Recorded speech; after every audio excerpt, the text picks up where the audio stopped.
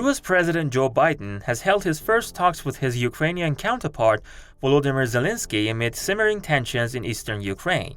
During the phone call, the US president reaffirmed Washington's support for Ukraine, accusing Russia of committing acts of aggression.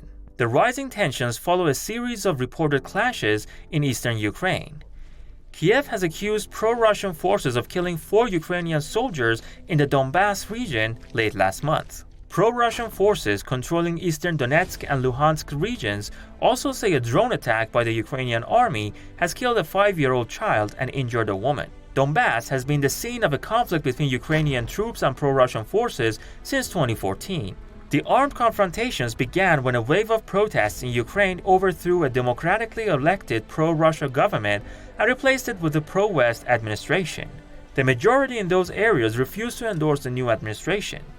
That new government then began a crackdown on the mainly ethnic Russians in the east, who in turn took up arms and turned the 2 regions of Donetsk and Lugansk, collectively known as the Donbas, into self-proclaimed republics. I'm intimately familiar with this area, and these people who live there are ethnic Russians. They're slightly different from the Ukrainians, but they're Russians. They speak the Russian language. They're Russian people. They moved there over the centuries, and this is their homeland. Kyiv and its Western allies accuse Moscow of having a hand in the crisis. Moscow, however, denies the allegations.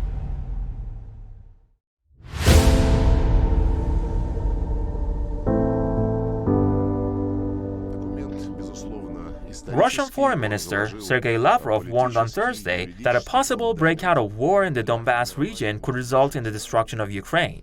The Kremlin has said the recent military hardware and troops movements near the border with Ukraine have been aimed at ensuring Russia's security and are not meant to pose a threat to anyone. Moscow has also warned against any deployment of NATO troops to Ukraine, saying such a move would prompt Russia to take extra steps to protect its security. The comments came after Ukraine said it would hold joint military drills with NATO in a few months.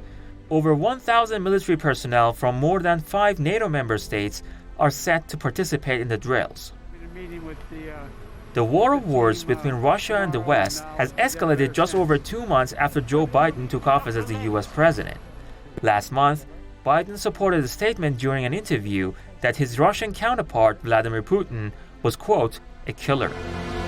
So I admire the patience that Vladimir Putin has and how restrained he has been whenever we've had U.S. interference in Ukrainian affairs. What's evident is that a potential conflict between NATO and Russia would spell disaster for the whole region. NATO has been in decline for a number of years. And in fact, you look at the U.S. Military's record in fighting wars.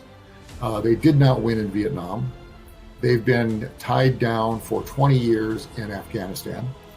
You cannot claim a victory in Iraq. They have had, the only thing the U.S. is good at is going in and creating a conflict and then sustaining the conflict indefinitely. The U.S. military has forgotten how to fight a war and win. So the Russians have not forgotten this lesson. I really think that this is going to go very poorly for the U.S., and it's going to go very poorly for the people of Ukraine if this aggression from the U.S. continues in order to displace Russia from their territorial homeland. Considering the recent developments and a flurry of sanctions the West has been imposing on Moscow, another Cold War might be on the horizon, a crisis that could prove even more costly than the first for both sides.